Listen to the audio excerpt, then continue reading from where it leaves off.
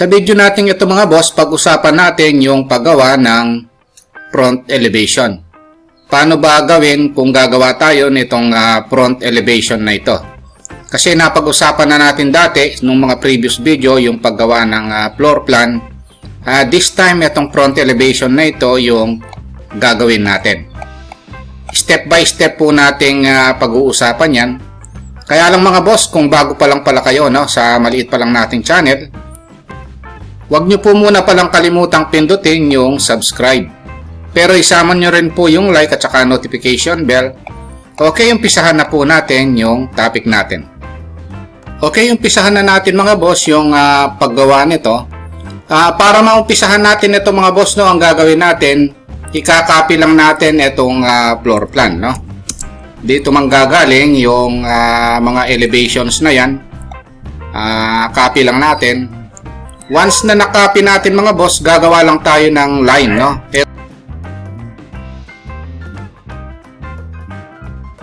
Ang gagawin natin, tapos step by step nating ipoproject yan. Ang gagamitin natin command mga boss, XL o yung tinatawag na construction line, Then enter, na discuss naman natin yan. Yung vertical ang gagamitin natin, So lalapit tayo rito. Halimbawa, unahin natin yung firewall, O click lang natin. Click. Yun yan. Pagkatapos, ititrim lang natin itong baba. So, ito yung firewall, gawin ko lang layer na wall, Ngayon, ang susunod na gagawin natin mga boss, para step by step na hindi tayo malito, ito namang roof, Etong roof, ang gagawin natin, kukunin natin yung layer na roof. Kung may layer na kayo mga boss, kunin nyo lang dito. Na-discuss ko naman yung layering, Kung ano yung gagawin nyo, iset nyo na yung current layer niya, Halimbawa, etong roof yung gagawin natin, o iset na natin yung roof dito, sa layer. Pagkatapos, lalapitan natin, XL uli, construction line, vertical, o lalapitan natin, ito yon. Ito, po-project natin. Ito. O, ito na yon, Ngayon, ititrim natin yung baba. Ngayon, titingnan natin, ano ba yung taas ng roof, O, ito, magmula rito, meron siyang 3 meters, From ground to yung bottom ng roof. Offset lang natin. Kung i-offset natin, 3 meters, ito. Ayan, Pagkatapos yung thickness ng gutter. Ang thickness ng gutter is 0.3. Offset lang natin. Tapos, ito naman, apex, 2.4. Offset, 2.4. Tapos, from apex hanggang dun sa top ng firewall, 0.5. Offset uli, 0.5. Magmula rito hanggang doon, So ngayon, ang gagawin natin, o ititrim na muna natin itong nandito sa firewall, para hindi tayo malito, Ito. Ayun, So yung mga nasa loob, trim na rin natin, para hindi sagabal ito. Actually, wala dapat yan,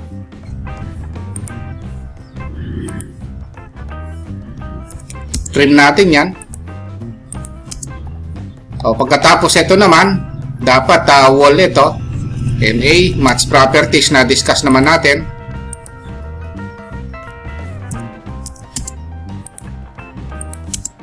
Ngayon, ituloy natin itong nandito sa roof. O, ititrim natin ito, yung mga nasa ilalim na ito. Trim. Tapos, ito, ititrim rin natin ito. Ayan, Ngayon, ang gagawin natin, ito yan, Kukonek natin dito, doon sa end ng roof na yan, Ito yon. O, tapos trimming na lang,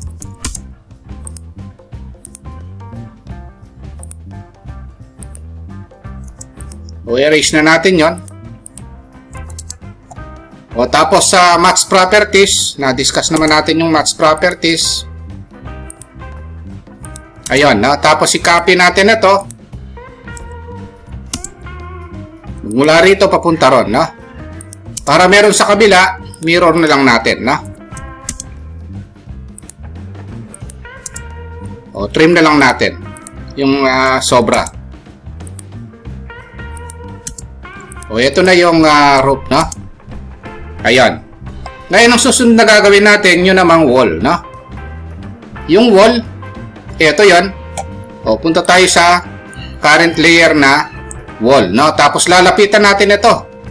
XL or construction line vertical, o yung makikita natin sa labas, no? Yun yung ipoproject natin. So ibig sabihin gamit na gamit yung construction line dito, no? So ipoproject natin ito. Ito hindi kita ito, no? Ang kita lang sa labas, yun yung pipik natin. Ito hindi rin makita yun dahil nasa loob yun. O ipipik natin ito. Ito. Tapos ito kita ito. Ito sa kanan lang natin kukunin yon. Actually pwede na natin kunin, no? Itong mga ito hindi kita sa labas yan. Ito. Pero ito hindi nakita yan. Tapos ito kita ito. Ayun, no?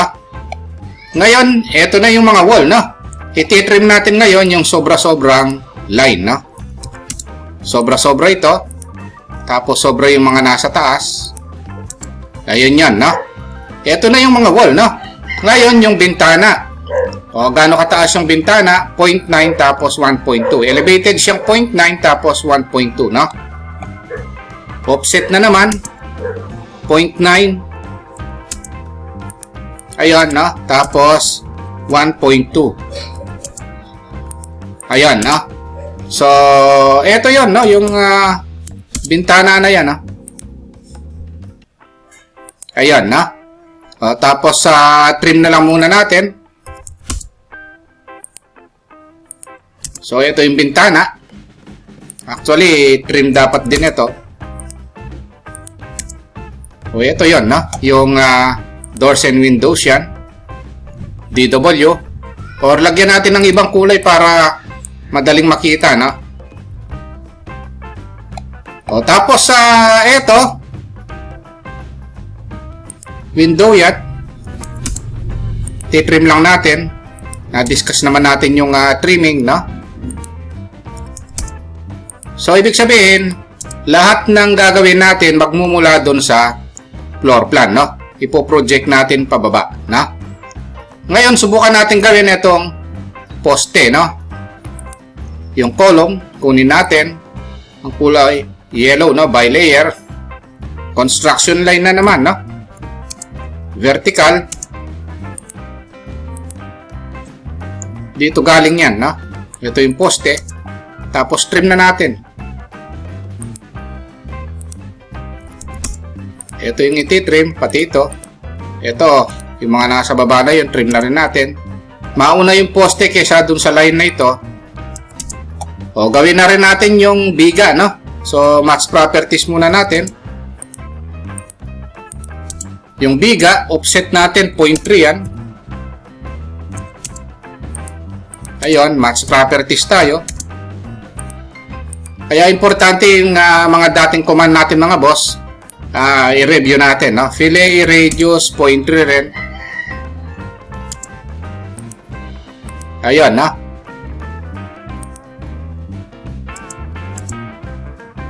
Fillet natin.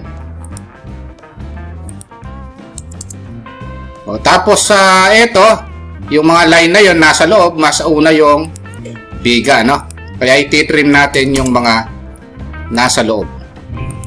Ayan. So, ayan, ganun lang mga boss, ha. Ituloy natin paano yung pinto, no? So, ito yung pinto. Ka-level yan ng bintana, no? Maglaline lang tayo rito. Trim. Tapos, bahin natin yung kulay. Or kung meron kayong layer mga boss, ha. Tingnan nyo lang dito. Kung ano yung layer, dagdagan nyo lang, no? Halimbawa, magdagdag ako ng layer, na-discuss ko naman yan. TW, isama na lang natin yung doors at saka windows, no? O tapos, kulayan na lang natin ganito. Tapos, set natin dun sa DW. Na-discuss naman natin yan, rectangle.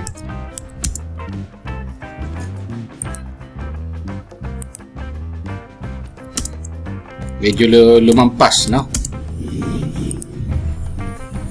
O, tapos offset na lang tayo, halimbawa 0.1. Dito sa design na ito mga boss, kayo nang bahala kung anong design ang gusto nyo, no?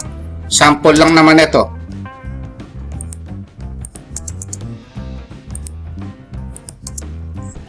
Sinimplihan ko na lang.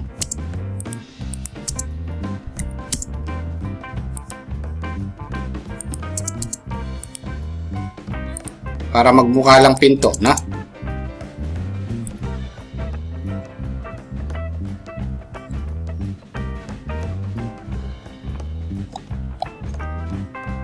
Trim.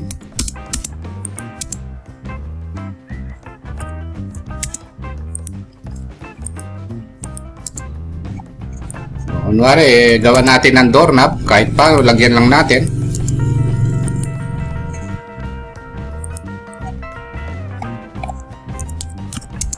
Para magmukhang pinto, kahit paano, designan natin, no? MI, mirror, no?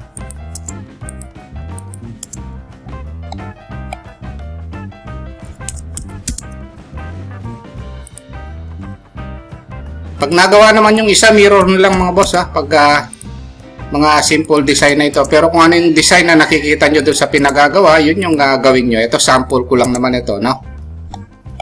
O, tapos dito naman sa bintana, gawan nyo lang ng design, no? Offset. O, kahit 0.1, no?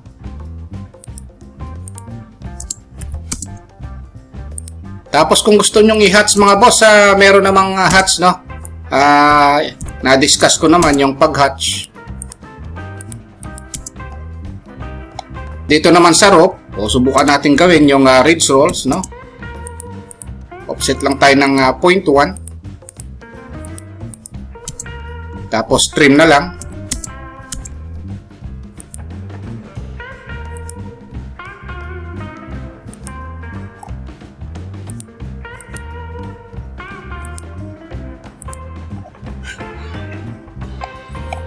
Ngayon yung gutter mga boss, pwede nyo nang gawin dito, no? So, yung gutter, tingnan nyo kung ano yung design niya. O halimbawa, ganito.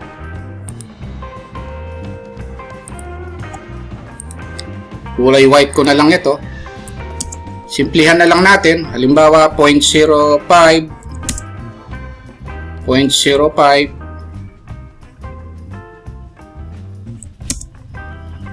0.05. 0.1, 0.05, 0.05. Ito sample ko lang ito, no? Tapos i-rack na lang natin.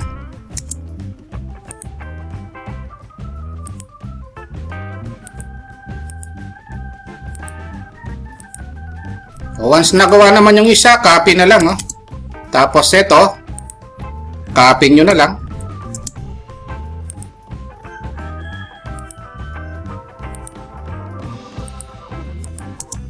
MA.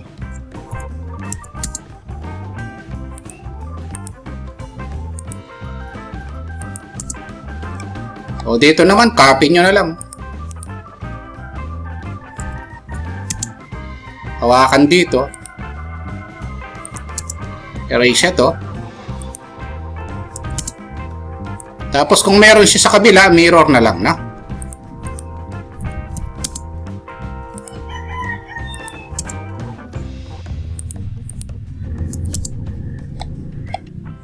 Tapos extend, no? Ayun, so ibig sabihin mga boss, nang gagaling dito yan, no? Tapos mga boss, kung gusto natin lagyan ng hatch ito, no? Type lang natin yung H. Tapos pili lang tayo ng pattern dito. O halimbawa, ito. Tapos click lang natin dito. Then, i-type yung scale, no? Kung anong scale yan. Kung anong kulay, no? O tapos enter. So, ito na yung hatch, no? Ngayon, pwede nyo rin lagyan dito kung gusto nyo pa. H lang uli. Pattern. O halimbawa, brick, no? Click. Scale. O halimbawa, 0.5.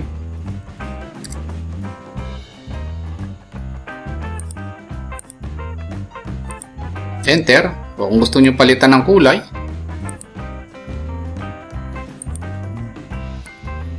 Basta yung gusto nyong i-hatch dito, i-hatch nyo lang, no? Na-discuss ko naman yung mga hatch. Tapos, lagyan nyo na lang ng dimension, no? Halimbawa, gusto nating lagyan ng dimension. Ito yung paglagay. Na-discuss ko naman yung dimensioning, no? Tapos, annotate, continue. Review nyo na lang yung dimensioning natin, no? Na-discuss naman natin yon. Tapos may mga text yan, no? So, kung meron na kayong text doon sa floor plan, copy nyo na lang.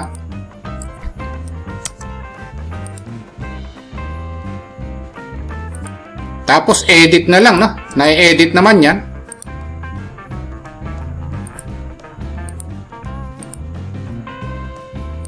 Okay, kung may kulang man ito, ituloy nyo na lang mga boss, no? At least binigyan ko kayo ng idea. Kung nagustuhan nyo itong topic natin, no? Huwag nyo po sanang kalimutang pindutin muna pala, no? Yung subscribe dito sa maliit pa lang nating channel. Isama nyo na rin po yung like tsaka notification bell.